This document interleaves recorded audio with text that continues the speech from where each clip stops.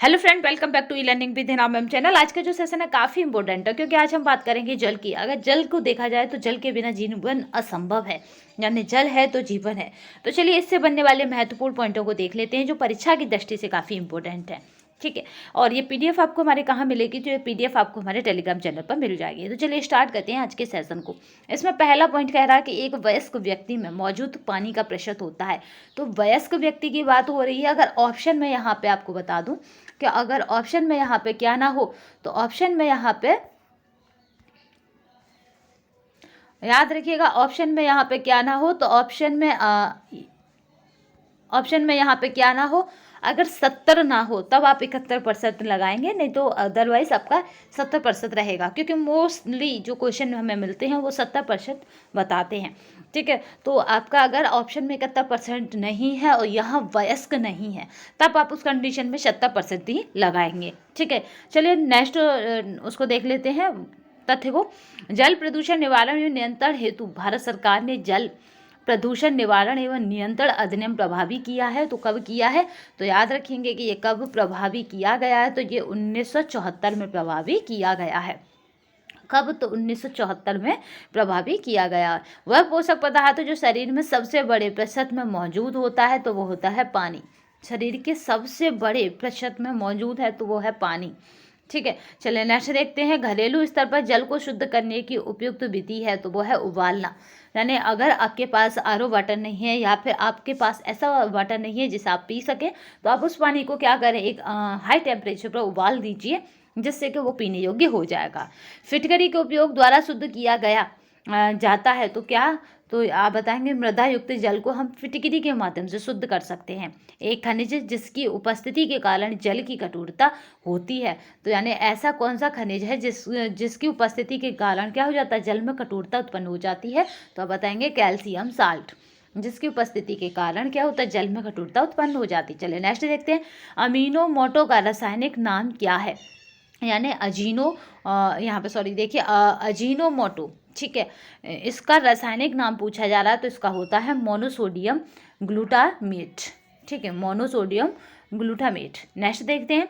वस्तु की वह गुणवत्ता जो उसे ट्रिप टॉप में सहायता करती है क्योंकि पानी उसमें अवशोषित ना हो कहलाती है तो आर्द्रता। ठीक है, ये क्या कहलाती है? तो आर्द्रता कहलाती है। शरीर में अंतर्ग्रहण पाचन अवशोषण के लिए आवश्यक होती है तो जल की। शरीर में अंतर्ग्रहण पाचन और अवशोषण के लिए आवश्यकता किसकी होती है? तो जल की आवश्यकता होती है। चलिए नेक्स्ट देखते हैं। जल की स्थायी कठोरता दूर करने का उपाय है तो ये क्या उपाय है? तो यह है यहाँ पे केल्विन विधि के द्वारा।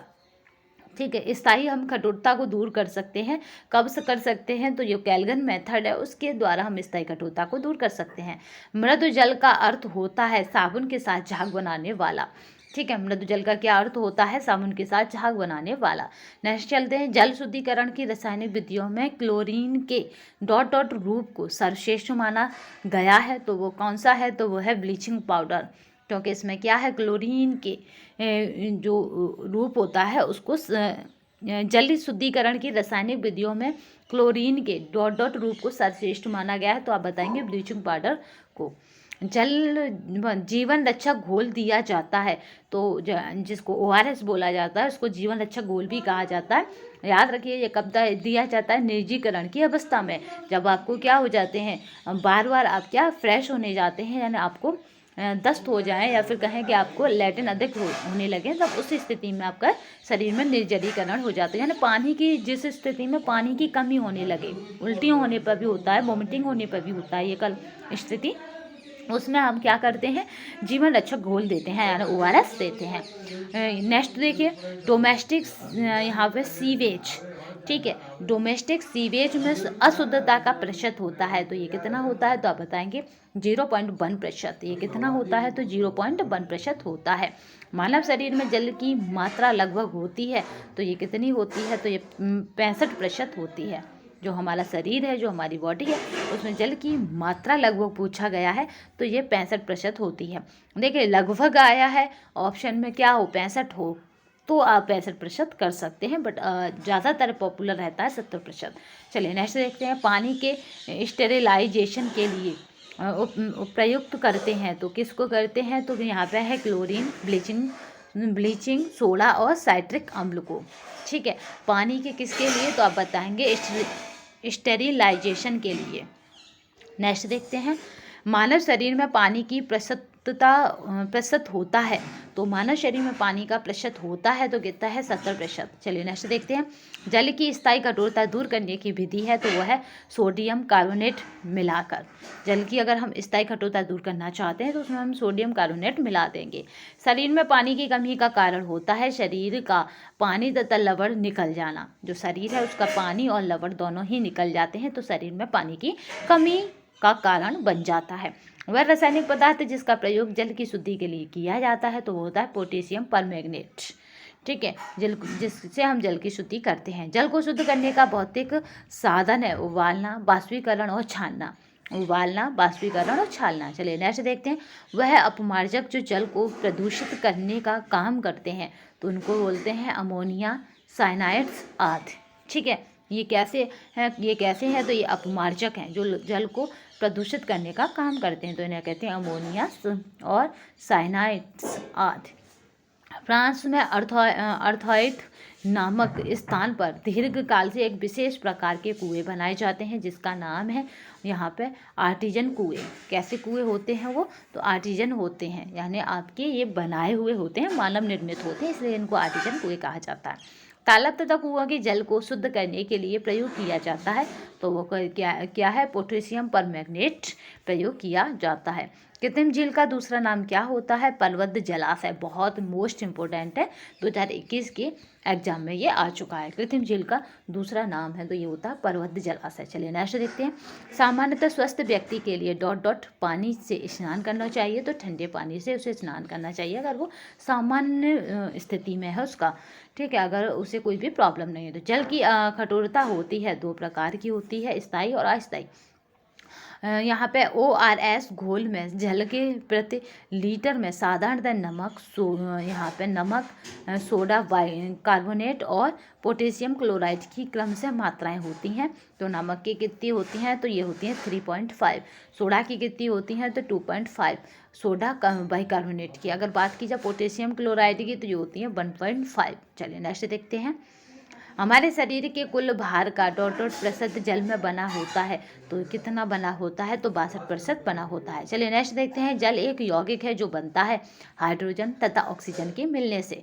जल कैसे बनता है, तो हाइड्रोजन प्लस ऑक्सीजन का यहाँ पर मिश्रण होता है, या यौगिक यानी मात्रा निश्चित होती है।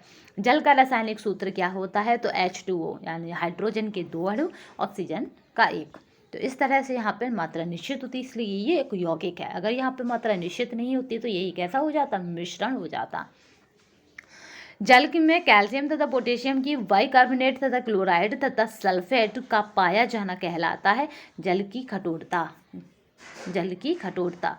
शुद्ध जल होता है स्वादहीन, गंधहीन और रक्तहीन। शुद्ध जल कैसा होता है, स्वादहीन होता है, गंधहीन होता है और रंगहीन होता है। पिछली बार पूछा जा चुका है तो ये भी मोस्ट इम्पोर्टेंट है। ठीक है, क्योंकि ये 2021 में पूछा जा चुका है। जल शुद्ध जल होता है तो आप बताएंगे स्वादहीन, कोई स्वाद नहीं होता, गंधहीन और रंगहीन यानी कोई महक नहीं होती है, कोई उसका कलर नहीं होता। घरेलू स्तर पर जल को शुद्ध करने की उपयुक्त विधि है तो वो है उबालना। आपके पास कुछ भी नहीं है तो आप बस जल को बॉयल करके पी सकते हो। जल की स्थायी कठोरता दूर कर सकते हैं तो चूना डालकर। कैसे, तो चूना डालकर आप जल की स्थायी कठोरता दूर कर सकते हैं। जल की अस्थायी कठोरता दूर करते हैं तो चूने का पानी मिलाकर। जल की अस्थायी कठोरता कैसे दूर करेंगे, चूने का पानी मिलाकर। जल की स्थायी कठोरता कैसे दूर करेंगे, तो चूना डालकर। ठीक है, अभी पूछा गया था जल की मतलब जल के कितने प्रकार हैं, तो 2 स्थायी और अस्थायी कठोरता पाई जाती है जल में। ठीक है, तभी वहाँ पर था 2 स्थायी और अस्थायी। कठोर जल की विशेषता है पानी में झाग कम उठते हैं, यानी आप साबुन और लेंगे और कपड़े पर रगड़ेंगे तो वहाँ झाग नहीं बनते। अगर पानी कठोर है तो कठोर जल की विशेषता है, आप सिर में शैम्पू करेंगे तो वहाँ पे भी आपके झाग नहीं बनेंगे अगर वहाँ का पानी कठोर है तो। जल की अशुद्धियाँ होती हैं जीवाणु, घुलित और तैरने वाली। कैसी होती हैं जल की अशुद्धियाँ, जीवाणु, घुलित और तैरने वाली। हमारा शरीर 2% जल से निर्मित होता है तो वो होता है 65 से 70% जल से। ठीक है, हमारा शरीर 65 से 70% जल से निर्मित होता है।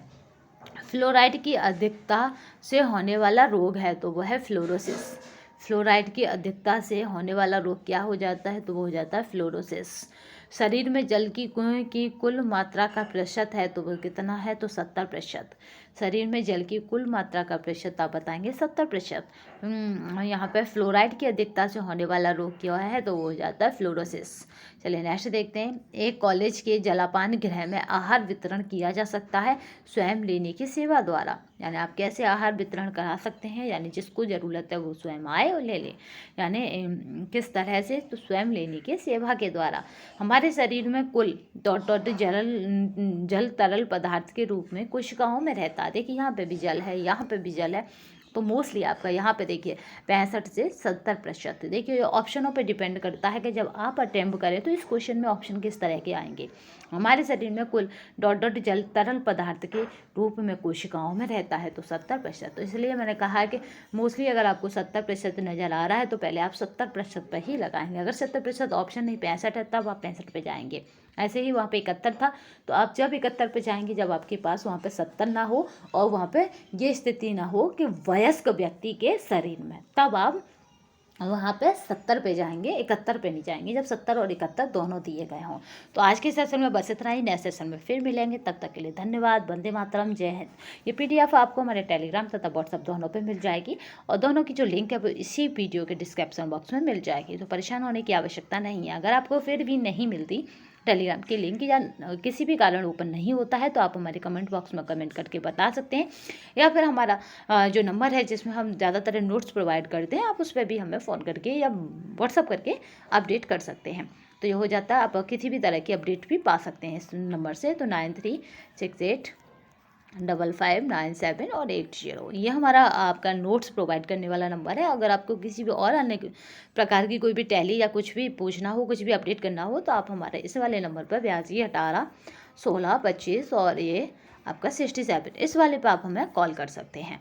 ठीक है, तो आज के सेशन में बस इतना ही। नए सेशन में फिर मिलेंगे, तब तक के लिए धन्यवाद। वंदे मातरम, जय हिंद।